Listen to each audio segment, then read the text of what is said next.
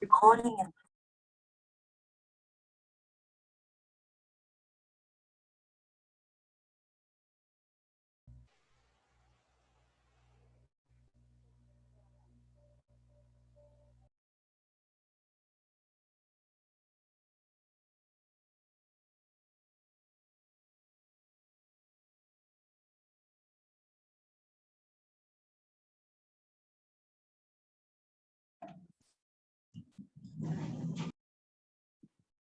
¿Estamos listos?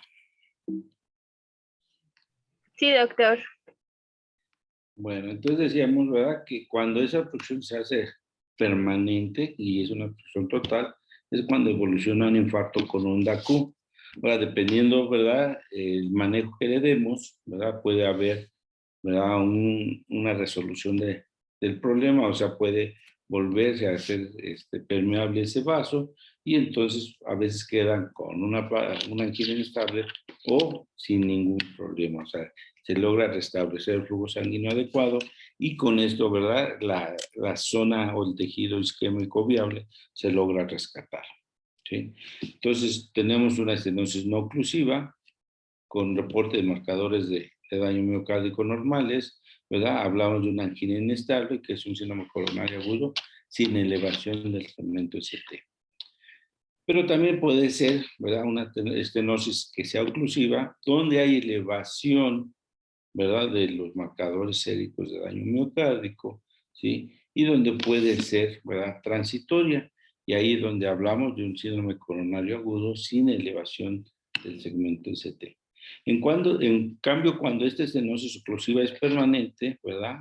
Entonces hablamos que es un síndrome coronario agudo con elevación del segmento ST, con formación de una zona de necrosis que se va a manifestar en el electrocardiograma con una onda Q patológica. Muy bien.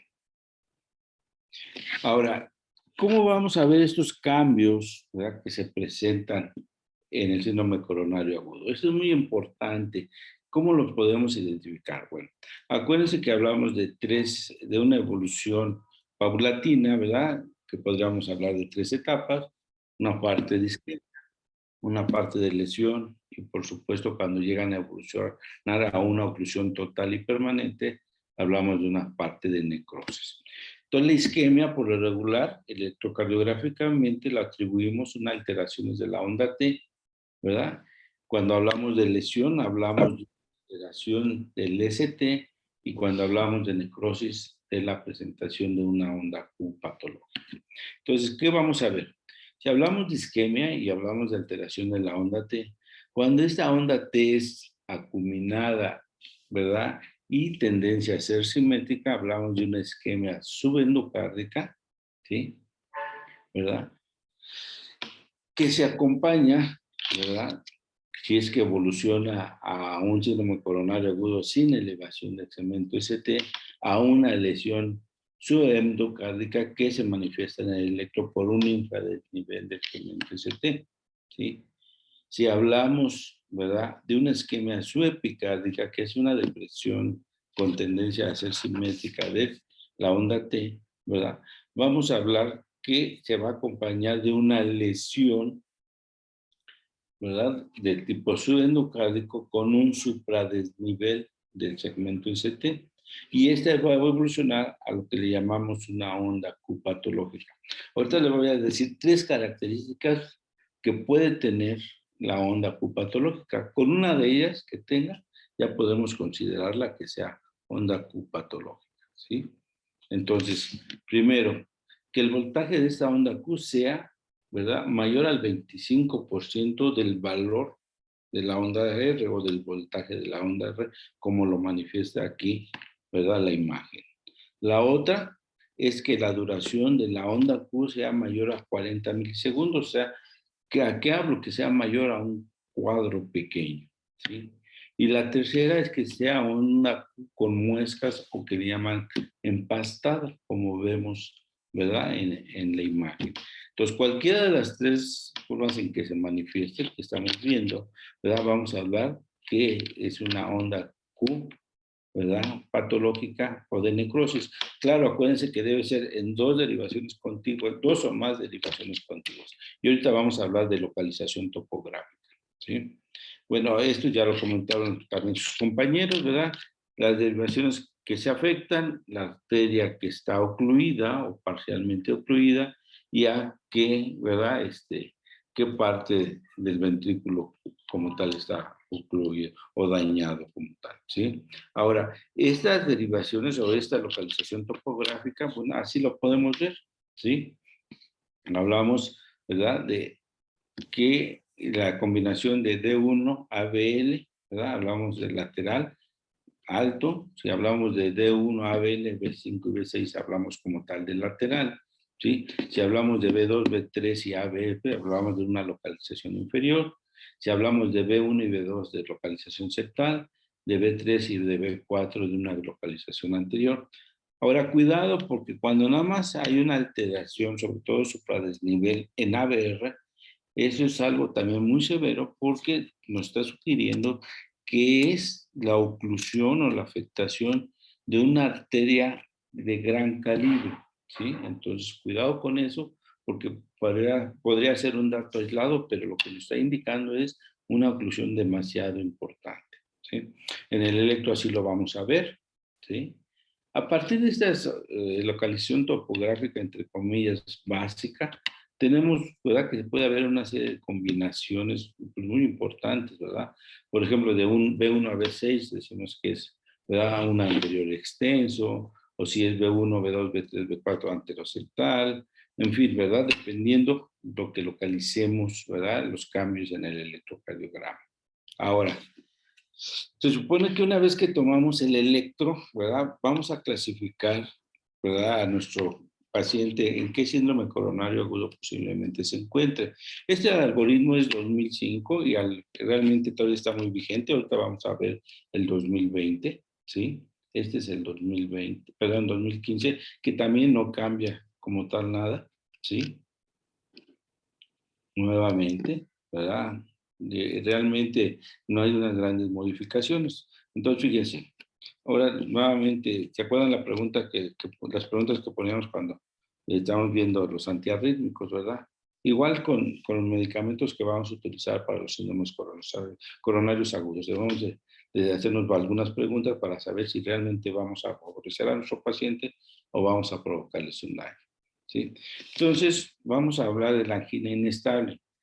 Vamos a tratar de llevar un orden de presentación. No quiere decir que siempre se va a presentar así como el orden de las arritmias que comentábamos anteriormente, ¿verdad? Eso sería, esta evolución, así como la voy a presentar, sería lo más lógico, entre comillas. Es una oclusión, ¿verdad? Parcial e intermitente, ¿verdad? Entonces hablamos del primer síndrome coronario agudo, una angina inestable, es un dolor torácico de tipo isquémico, con flujo sanguíneo coronario críticamente reducido o disminuido por una trombosis no oclusiva o transitoriamente oclusiva. El gran problema es que esto puede evolucionar a un síndrome coronario agudo con y sin elevación del segmento, etc. ¿Sí? Esto también viene en el libro y habla, ¿verdad? Sobre todo del tiempo de duración de ese dolor. Se dice que son menos de 20 a 30 minutos, ¿verdad? Son dolores que se pueden presentar o no con un factor desencadenante, no necesariamente el reposo mejora, pero que tienen cierta limitación en cuanto al tiempo de presentación. Entonces, como ven, ¿sí? Si vamos a ver los marcadores de daño miocárdico, pues todavía no está en tiempo de que se eleven. Entonces, por lo tanto, ¿verdad? Va a ser con cambios, le llaman cambios dinámicos, porque depende del momento que se presenta el paciente, podemos tomar un electro y el cual puede estar o normal, o sea, sin ningún cambio, proceso isquémico, o puede ser un paciente con un electrocardiograma, con unas T invertidas simétricas o T acuminadas simétricas, o sea, con un daño isquémico agudo, ¿sí? Entonces estamos hablando del síndrome coronario agudo. Aquí dice algunas características. Miren, el dolor es el mismo en los síndromes coronarios agudos. Es el mismo para los tres. Lo único que cambia sobre todo es el tiempo de presentación o de duración, ¿sí? Después de 20 minutos ya hablamos de síndromes coronarios agudos con y sin elevación de segmento ST, o sea, pacientes con infarto agudo al miocardio, ¿sí? Puede o no manifestarse o presentarse acompañado de sintomatología neurovegetativa como diaforesis, palpitaciones, piloerección, disnea. Oh, perdón, no, la disnea es un equivalente del dolor isquémico, ¿sí? Entonces, su irradiación puede ser también muy variable, mandíbula, brazo derecho, brazo izquierdo, epigaso o región posterior de tórax, ¿sí? Podemos ver, ¿verdad? Inversión de la onda T, no siempre se da, o depresión momentánea o transitoria del segmento ST, no siempre se da, ¿sí? Y puede también presentar un electrocardiograma normal. Todo depende del momento en que llegue a urgencias. Entonces, ¿qué vamos a ver en estos pacientes? Dependiendo, ¿verdad? Si es una T isquémica subendocárdica o una T isquémica subepicárdica, ¿sí? Aquí tenemos un ejemplo, ¿verdad? Cómo lo veríamos y donde vemos de B1 a B4, perdón, de B3 a B6, vemos esa T invertida con tendencia a la simetría, ¿sí? Si somos muy quisquillosos, podríamos verlas en D1 y ABL, aunque ABL prácticamente está isoeléctrica como si estuviera aplanada, ¿sí? Aquí dice que es una isquemia subendocárdica anterior, ¿sí? Y entonces hablamos, ¿verdad? Desde B1 se ve, ¿verdad? La onda T que está elevándose hasta B6, ¿sí? Prácticamente todo. Entonces sería un anterior extenso. Aquí los marcadores de daño miocárdico, como se supone que el dolor no dura más allá de 20 o 30 minutos, pues realmente no van a manifestarse positivos o van a salir más bien negativos como tal. Aquí no es positivo o negativo, sino o es negativo o se cuantifican como tal, ¿sí? Y entonces en el algoritmo, pues veríamos que se trata, ¿verdad? Que puede ser un síndrome coronario de riesgo bajo o intermedio, es angina inestable, lo que requiere es observación, se pueden dar, ¿verdad? Lo que sería el manejo general, que es darle la mano al paciente, siempre y cuando, por ejemplo, damos la nitroglicerina si no estuviera hipotenso, ¿verdad? O incluso la morfina, dependiendo de la intensidad del dolor, el oxígeno y, ¿verdad? Lo que sería el ácido acetilsalicílico, ¿sí? Entonces, igual algunos pacientes ya tienen cierto manejo, pero si no, le podríamos agregar antiagentes plaquetarios, podríamos combinar antiagentes plaquetarios con antitrombóticos, o sea, ácido acetil o clopidogrel más alguna de las heparinas. Podríamos o no utilizar antiisquémicos, dependiendo, ¿verdad?, el paciente. Igual, dependiendo de la intensidad del dolor, usamos o no analgésicos de tipo opioide.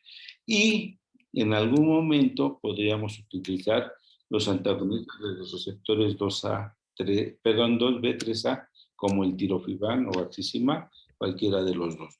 Aunque este tipo de medicamento se puede utilizar en estos pacientes cuando es una angina inestable que durante el día lo ha presentado 3 o 4 eventos. Sería una de las indicaciones para este tipo de medicamentos de antagonistas. Muy bien. Ahora vamos a ver el síndrome coronario agudo sin elevación del segmento ST, ¿sí? O un infarto agudo sin onda Q o no transmural, ¿sí? Se dice que es un infarto de espesor parcial, ¿sí?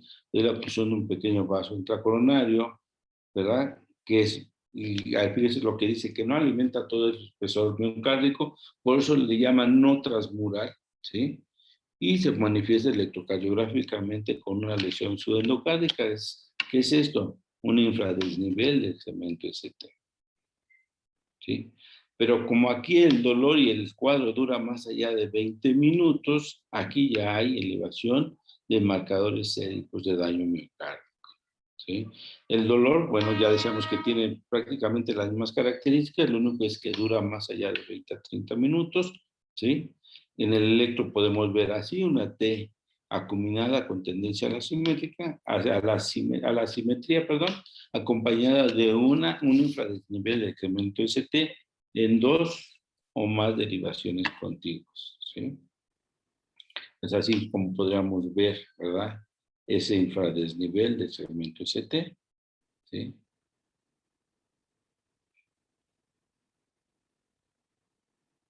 Muy bien. Si se fijan en D1 y ABL apenas es un esbozo de ese infradesnivel, pero en cambio en B2, B3, ¿verdad? B4 ya hay ese cambio importante. Aquí tenemos nuevamente, ¿sí? También en cara anteroseptal. ¿Sí? Vemos B2, B3 y B4 comprometidos.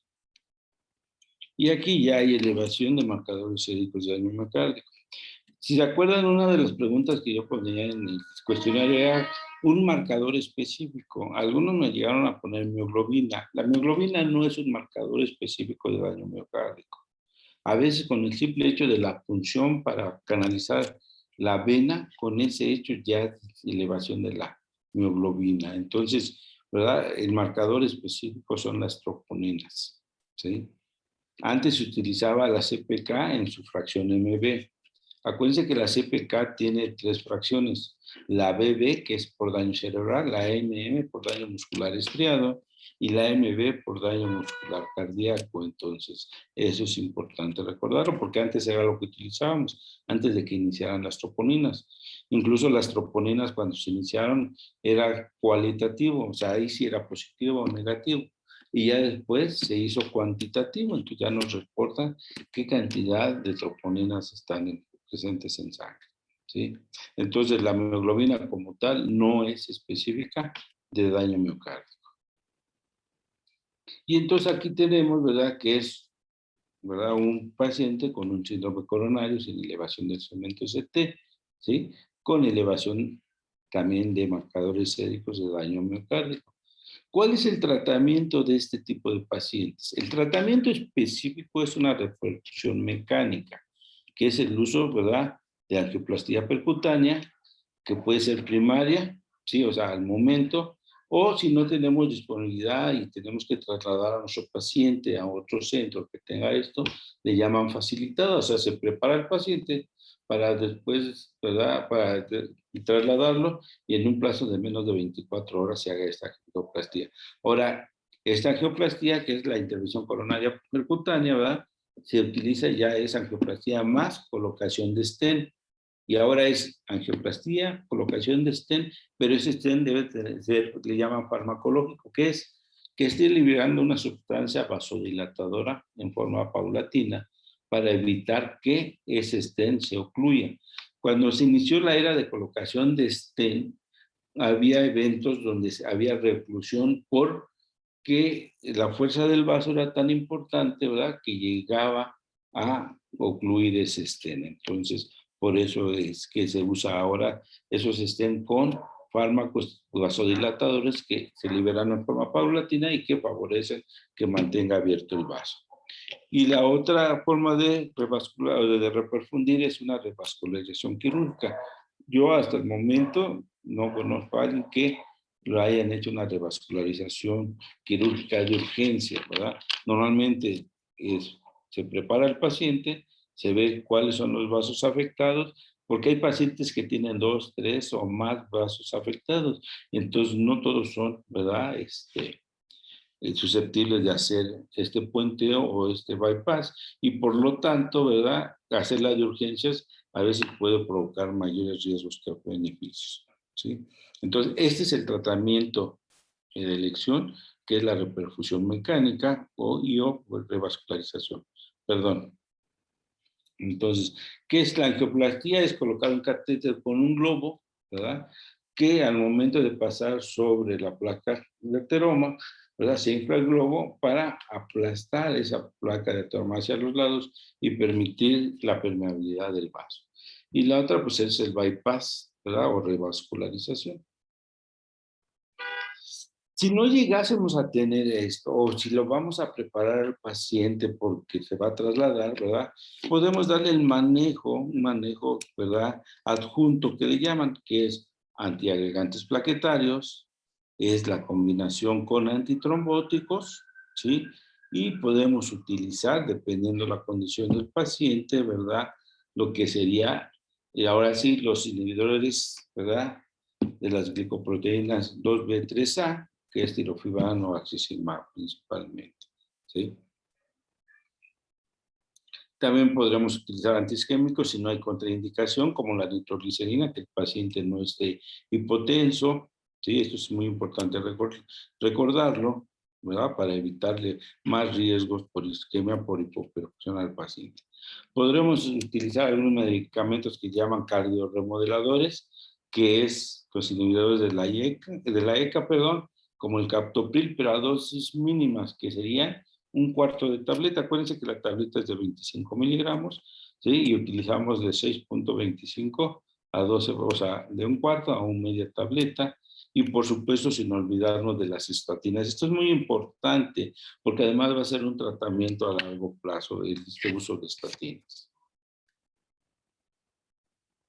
Muy bien. Eso sería, ¿verdad? En cuanto al síndrome coronario con elevación del segmento, sin elevación, perdón, del segmento ST, ¿verdad? No transmural, ¿sí? Ya en un paciente que evoluciona completamente de un proceso isquémico a una lesión y llega hasta una necrosis, vamos a hablar de un síndrome coronario agudo con elevación del segmento ST, antes llamado con onda Q o transmural, ¿sí? Bueno, esto es un poco la fisiopatología resumida de lo que sucede, ¿verdad? Aquí algo bien importante, lo que yo decía, lo que es la liberación de este tromboxano A2 plaquetario, que hay de sustancias vasoactivas, ¿verdad? Ya que a esa obstrucción parcial que tiene por la placa se puede convertir total con la vasoconstricción generada por ese tromboxano 2. Y esto que va a llevar a una disminución del flujo coronario, por supuesto una disminución del aporte de oxígeno miocardio, con alteraciones metabólicas intracelulares, isquemia y muerte celular. Así muy resumido, ¿sí? Igual acuérdense que el diagnóstico es, ¿verdad? Clínico, electrocardiográfico y con marcadores o por laboratorio, ¿sí? Igual el dolor, realmente lo único que cambia en relación, por ejemplo, a la angina inestable es la duración, por lo demás prácticamente es de las mismas características, ¿sí? Con la presentación o no de datos neurovegetativos. Esto es algo bien importante que debemos de tener en cuenta, ¿sí? Y que, ¿verdad? Un equivalente de este dolor isquémico puede ser la presentación de disnea, ¿sí? Muy bien. Y entonces aquí es un síndrome coronario agudo que evoluciona hasta una necrosis. Entonces, si se fijan cómo el grosor de la pared ventricular se va comprometiendo paulatinamente hasta comprometerse toda la pared ventricular, ¿sí? Igualmente, nuestra presentación de marcadores clínicos de daño miocárdico, ¿verdad? Hablamos sobre todo de las troponinas. Y si no tuviésemos, bueno, lo que seguiría sería la CPK en su fracción MB. ¿Y qué podemos ver en estos pacientes electrocardiográficamente? Bueno, puede haber una onda T invertida, que es una isquemia subepicárdica, acompañando lo que sería un supradesnivel, ¿verdad? Que sería una lesión subepicárdica, y ya la formación o la presentación de una onda Q en cualquiera de sus tres características para llamarla Q patológica, que tenga una profundidad o una duración más, o un voltaje, perdón, más allá del 25% del valor o el voltaje de la onda R, que tenga muescas o que sea ancha, que dure más de 40 milisegundos. Recuérdense, igual, en dos o más, ¿verdad? Derivaciones contiguas, ¿sí? Aquí tenemos un supradesnivel de B1 a prácticamente hasta B5 o B6. Es un paciente con un síndrome coronario agudo, ¿verdad? Con elevación del segmento ST de localización anterior extenso. Entonces, esto es algo que ya veníamos comentando, ¿verdad? ¿Se acuerdan?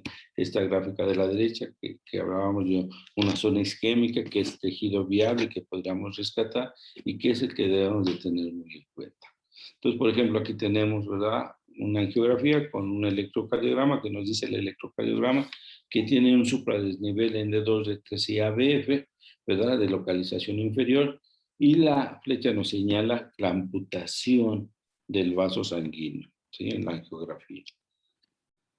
Recuerden esta imagen porque pues vamos a ver una donde hacemos la reperfusión y cómo se visualiza. Nuevamente, ¿verdad? Un síndrome coronario agudo con elevación del segmento ST, de localización inferior, pero también compromete B6 y prácticamente B5. ¿Sí? Nuevamente, de localización anterior, anterior extensa, ¿sí? Una lateral como tal, lateral alto, lateral bajo, ¿verdad? Dependiendo la combinación de 1 ABL, B5, B6. Muy bien. Nuevamente el cuadro de la activación de los marcadores séricos de daño miocárdico. ¿Sí? Ahora, dentro del laboratorio nada más quiero comentarles que como le pedimos todo lo que es el perfil de urgencias, vamos a pedir VH, donde vamos a ver una leucocitosis, que puede ser, ¿verdad?, entre 12,000 y hasta 18,000. Puede haber, es importante el recuento plaquetario, ya que usamos antiagregantes plaquetarios. También pedimos, ¿verdad?, una química sanguínea, porque puede tener una hiperglicemia de estrés, que es una hiperglicemia menor a 180 miligramos. Cuidado, porque la hiperglicemia más síndrome coronario agudo es igual a un mayor deterioro en la evolución de este tipo de pacientes. O sea, la hiperglicemia no se lleva muy bien con el síndrome coronario agudo. Por supuesto, debemos de ver cómo están los electrolitos, porque son pacientes que pueden estar tomando, por ejemplo, diuréticos. Entonces, el sodio y sobre todo el potasio es importante tenerlo en cuenta. Por supuesto, los tiempos de coagulación, que son muy importantes porque usamos antiagregantes plaquetarios, usamos antitrombóticos y usamos trombolíticos. Entonces, importante tenerlo en cuenta. La placa de tórax, ¿para qué nos sirve? Bueno, pues para saber si el paciente tiene un infarto o un síndrome coronario agudo que esté o no complicado, ¿sí? Para eso, ¿verdad?, buscamos algunos datos que nos digan si tienen hipertensión venocapilar pulmonar, si es uritis o cefalización de flujo como tal que le llaman, cómo está el tamaño de ese corazón, si es que ya tiene cardiomegalia previa. O sea, los pacientes no desarrollan cardiomegalia al momento del evento, sino normalmente ya lo traen previo. Si trae infiltrados cotonosos que nos dijeran que es, ¿verdad?, un síndrome coronario agudo con edema agudo pulmonar, ¿sí?, como veríamos aquí, las famosas alas de mariposa que se ven, ¿sí? Si el paciente va a tener síndrome coronario agudo, lo ideal es que la placa de la izquierda mande, ¿ya?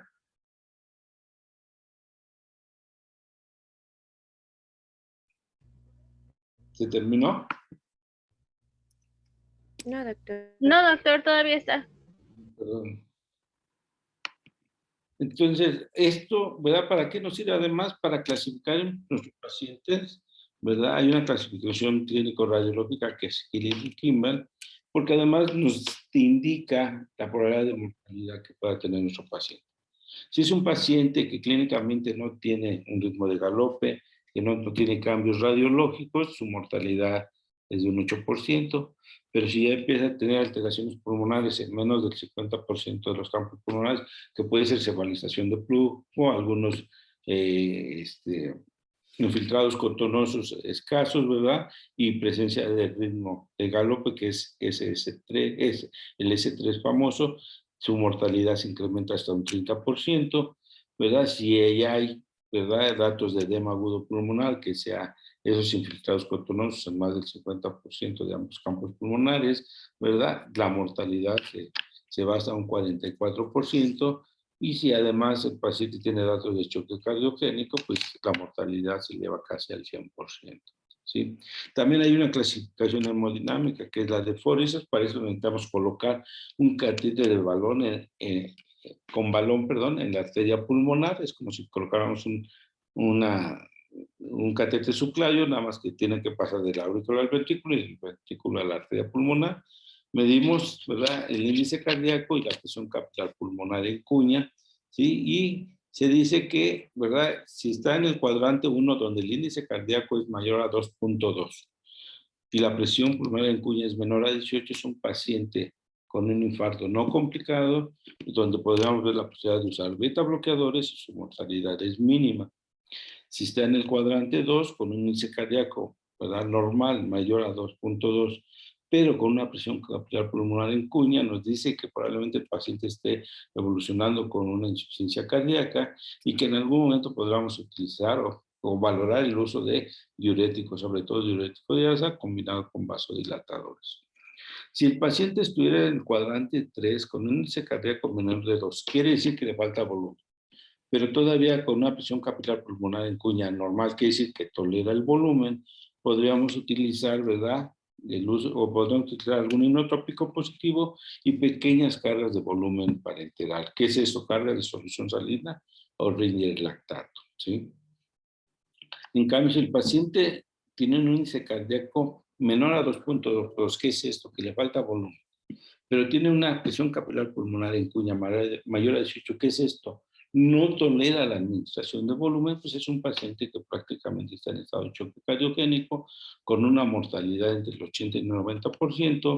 Aquí, bueno, pues lo ideal es un balón de contrapulsación, podemos usar inotrópicos positivos, ¿verdad? O vasodilatadores, dependiendo de lo que tengamos a la mano, ¿verdad? Y la otra sería, pues, el trasplante, ¿verdad? Entonces, como ven, realmente lo ideal es tener al paciente en el cuadrante 1, que es un infarto no complicado. Entonces, por eso es importante, ¿verdad? De empezar con Clinic Kimball, o sea, la clasificación clínico-radiológica, y si tenemos la disponibilidad del catéter, ¿verdad? De Swan-Ganz, que es un balón, un catéter con un balón a la arteria pulmonar, pues sería lo mejor, ya que ese catéter, esa mención de la presión capilar pulmonar en cuña, nos traduce indirectamente, ¿verdad?, la funcionalidad del ventrículo izquierdo. Y entonces aquí estaríamos en en la última parte del algoritmo, donde es un paciente con un síndrome coronario agudo, con elevación de segmentos CT. Ahora, se me olvidaba comentarles que puede o no tener esta elevación del segmento CT y puede o no presentar un bloqueo nuevo de rama izquierda, ¿sí? Entonces, habitualmente los pacientes no traen un electro previo para comparar si este bloqueo de rama izquierda es nuevo o ya lo traía previamente. Entonces, se les da el beneficio de la duda y todo paciente con dolor, con elevación de troponinas y con un síndrome y con un electrocardiograma con elevación, perdón, con imágenes que nos sugieran un bloqueo de rama izquierda, pues es un paciente con un síndrome coronario agudo con elevación del segmento ST hasta no demostrar lo contrario. Y entonces, ¿cuál es lo que sigue? Bueno, lo que sigue es el tratamiento de elección, que es la reperfusión mecánica, ¿sí? Igual se da un tratamiento general, que es desde el reposo absoluto, ¿verdad? Una breve historia dirigida con una exploración específica para ver si no hay datos que nos sugieran complicación de este síndrome coronario agudo. La monitorización electrocardiográfica es importantísima. Por supuesto, el electro, ¿verdad?, que nos confirma lo que estamos sospechando, ¿sí? ¿Y cuál es el manejo? Bueno, pues hay que quitarle un poquito esa molestia al paciente, que es aliviar el dolor y la ansiedad. La morfina, un efecto secundario, es tranquilizar un poco al paciente o deprimir el estado de conciencia del paciente, con lo que llega a provocar ese control de ansiedad, por supuesto, el control del dolor. Con esto evitamos que la taquicardia que normalmente acompaña a estos pacientes disminuya, ya que la taquicardia es algo bien importante que debemos evitar, ya que esto incrementa el consumo de oxígeno miocárdico y por consiguiente la isquemia miocárdica. Se usan vasodilatadores como la nitroglicerina, sobre todo IV, tratando de evitar hipotensiones para no provocar mayores daños por esa hipoperfusión. Valoramos si no hay contraindicación de uso de beta bloqueadores, o sea, como sería además de hipotensión, sería tendencia a bradicardia o antecedentes de compromiso bronquial, como asma, por ejemplo. Antiagregantes plaquetarios, si utilizamos ácido acetil, también preguntar si no hay antecedentes de alergias al ácido acetil salicílico, o usamos clopidogrel. Importante, ¿verdad?, valorar si el paciente es candidato o no a trombolisis. Ahora, lo ideal es que si tenemos, ¿verdad?, una sala de hemodinamia y el equipo para hacer la intervención coronaria percutánea, eso es lo mejor, o sea, en la reperfusión mecánica. Y algo que a veces se nos pasa, pero que, ¿verdad?, es muy importante, los pacientes pueden hacer úlcera por estrés, úlcera gástrica, por estrés, pueden tener sangrado de tubo digestivo, que puede agravar más el problema del paciente, o, ¿verdad?, también puede provocar estreñimiento, y entonces a lo mejor controlamos bien el cuadro del paciente, el cuadro agudo, pero, ¿verdad? Que al provocar el estreñimiento y el esfuerzo que haga para defecar puede desencadenar un nuevo evento. Entonces, pareciera no importante, pero todo esto lo debemos de tomar en cuenta. Ya habíamos hablado, ¿verdad? Que antiagregantes plaquetarios, cuáles tipos de antitrombóticos. Miren, los antiagregantes y los antitrombóticos, sobre todo los vamos a utilizar si, ¿verdad? No tenemos la opción de una repercusión mecánica al momento, ¿verdad? Todo esto que vemos en esta diapositiva le llaman tratamiento adjunto, ¿sí? O sea que lo podemos utilizar. Nada más que cuidado con antiagregantes y antitrombóticos, sobre todo o si vamos a trombolizar o si vamos a hacer la repercusión mecánica. Si no tuviésemos la opción de la repercusión mecánica, pues tenemos que valorar si el paciente es candidato a fibrinolíticos. Yo les quiero comentar, tanto en este síndrome coronario agudo como en el paciente con EAD6 isquémico, si vamos a usar fibrinolíticos. Bueno, ¿todavía estamos ahí? Doctor. Sí, doctor. Sí, doctor. Faltan 3 minutos para que se termine la sesión. Si vamos a usar fibrinolíticos, tenemos que explicar tanto al paciente como al familiar de los posibles riesgos, sobre todo de sangrado, ¿sí? Porque aún el tenecteplase, que se supone que es el de última generación, el fibrinolítico de última generación, con menores riesgos de procesos hemorrágicos, aún así hemos tenido la experiencia de que pacientes llegan a presentar este tipo de eventos o de efectos secundarios. Entonces, explicarlos bien, firmen su carta de aprobación, o, ¿verdad? De que saben los riesgos que conlleva la administración de este tipo de fármaco para evitar problemas de tipo médico-legal. Entonces, es importante explicarles, ¿verdad?, qué vamos a hacer y cuáles son los posibles riesgos. Entonces, de primera generación hablamos de streptokinasa, de segunda generación alteplase, y de tercera generación sobre todo la tenecteplase. La tenecteplase es algo muy bueno, puesto que no requiere un catéter venoso central, ¿verdad? Lo podemos hacer a través de una vía periférica, y su dosificación, ahorita vamos a ver la tablita, pues no tiene mayor riesgo, ¿sí? En cambio, por ejemplo, si vemos cómo se dosifica la alteplasa o lactilice, ¿verdad? Que es el activador del plaminógeno tisular. Son 2 frascos de 50 miligramos, de un frasco sacamos 15 miligramos, después calculamos una infusión de 0.75 miligramos por kilogramo, para pasar en 30 minutos, y después le pasamos el restante del frasco inicial que habíamos abierto. O sea, realmente es mucho. La streptokinasa es muy buena, el único problema es que como tiene un efecto sistémico, pues el sangrado puede ser a cualquier nivel, ¿verdad? Y la otra es que este tipo de medicamentos, la streptokinasa, es la que más arritmias de repercusión da. Hemos visto pacientes con complejos ventriculares prematuros hasta fibrilación ventricular. Entonces, pues todavía en algunos lugares se utiliza porque no hay otra opción, pero, ¿verdad?, lo ideal es, por ejemplo, tenecteplase, ¿verdad? Entonces, aquí la cuestión es la disponibilidad que tengamos. Entonces, fíjense, la tablita para el tenecteplase realmente no hay gran problema. Ya vienen con la jeringa, ¿verdad?, con los 10 mililitros, y nosotros, dependiendo el peso que le calculemos a nuestro paciente, pues la cantidad de mililitros que le vamos a administrar. Las contraindicaciones. Miren, en las absolutas, sobre todo, tengan cuidado si él refiere, sobre todo, el antecedente de coagulopatía, o que nosotros sospechemos que el paciente pueda tener algún dato sugestivo de disección aórtica. Por lo demás, sobre todo cuando hablamos de hipertensión descontrolada, realmente esta hipertensión descontrolada, bueno, es una respuesta adrenérgica. Se supone controlamos la hipertensión y la pasamos a una contraindicación relativa, y ahí sí valoramos que todos van a requerir trombolisis farmacológica, ¿sí? Inclusive en RCP reciente y prolongada, pues en reciente no hay ningún problema, en prolongada a lo mejor sería la contraindicación, pero cuando la causa del evento de paro es un síndrome coronario agudo que condicionó una arritmia letal, ¿verdad? Después de revertir esta arritmia letal, ¿verdad?, nosotros podemos dar esta trombolisis. Doctor, ya se va a acabar la sesión, la range. Ya es lo último que vamos a ver, lo que sigue y ya, ¿sí?